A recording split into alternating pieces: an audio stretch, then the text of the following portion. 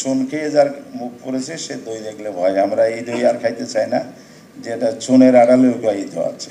বাস্তবায়ন প্রক্রিয়া দুটো জিনিস বলা হয়েছে, লং টার্মে চারটি আছে। ইমিডিয়েট যে দুটি আছে এটা হচ্ছে জুলাই চার্টারের উপর একটা অর্ডার জারি করা এবং সেই অর্ডারের ভিত্তিতে সরকার নির্বাচনের পূর্বে অথবা একই দিনে একটি গণভোট করবে। অথবা দিয়ে পেঁচটা লাগাইছে হলো জাতীয় ঐক্যমত্য কমিশন। যদি ওনারা সোজা বলে দিয়েছেন যে না, নির্বাচন আগে একটা ভোট হইতে হবে, গণভোট।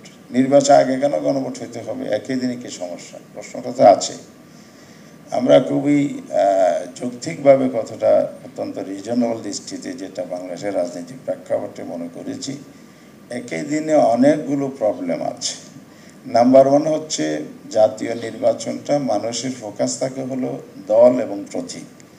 লোকাল এই আসন ভিত্তিক ক্যান্ডিডেট থাকে, প্রত্যেকে জেতার জন্য সর্বোচ্চ শক্তি প্রয়োগ করে, তার সব ধরনের এফোর্ট দেয়।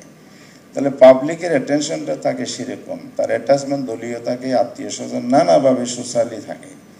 সেই জায়গা থেকে সবার কনসেন্ট্রেশনটা কিন্তু ন্যাশনাল ইলেকশনের তার নিজস্ব দল প্রতীক প্রার্থীকে বিজয় করার জন্য।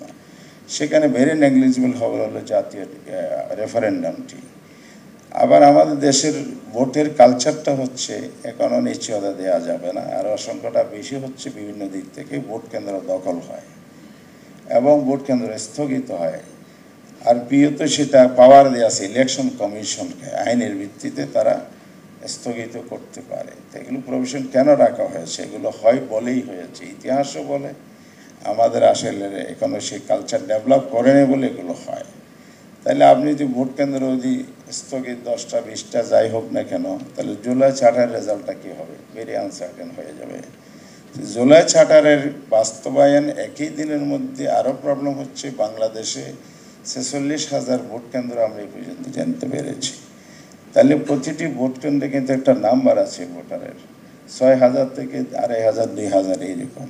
তার জন্য ভোটার সংখ্যা টাইমিং করা আছে, একজন ভোটার কতক্ষণ ভোট দেবে। আপনি ভোট দিতে গিয়ে যদি আবার আরেকটা ব্যালটে ভোট দিতে হয়, তাহলে ডবল তাকে কিন্তু টাইম কনজিউম করতে হবে।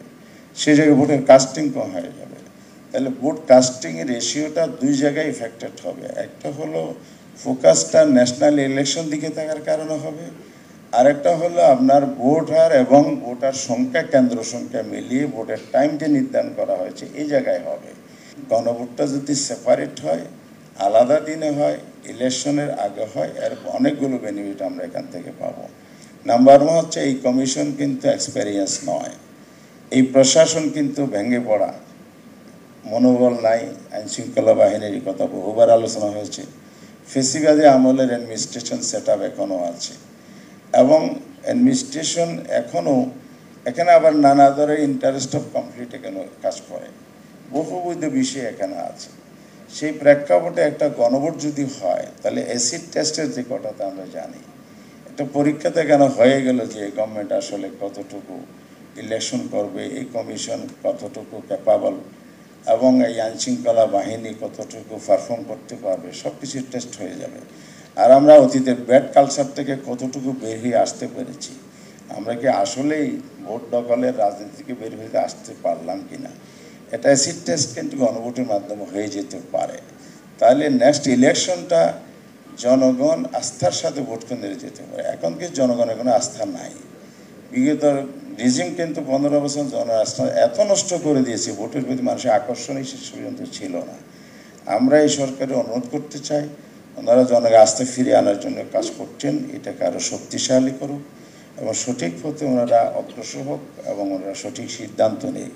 এই জন আস্থা তৈরির একটা বড় বিষয়। তাহলে একটা অ্যাসিড টেস্ট যদি ইলেকশনের মাধ্যমে হয়ে যায়, তাহলে এটা আমরা অনেক বেশি বেনিফিট হবে, ন্যাশনাল ইলেকশনটা আরও ভালো করতে পারবো। এই জন্য চুন খেয়ে যার মুখ পড়েছে সে দই দেখলে ভয়। আমরা এই দই আর খাইতে চাই না, যেটা চুনের আড়ালে উপায়িত আছে। সে ব্যাড কালচার থেকে দেশকে বের করে আনতে হবে, সংস্কারের পথে হাঁটতে হবে। পরিবর্তন ছাড়া উপায় নেই ভাই। পরিবর্তন চাপিয়ে দেওয়া যাবে না, কমিটমেন্টের মধ্য দিয়ে পরিবর্তন আনতে হবে। এই পরিবর্তনটা কাদের জন্য? আমাদের ফিউচার জেনারেশনের জন্য।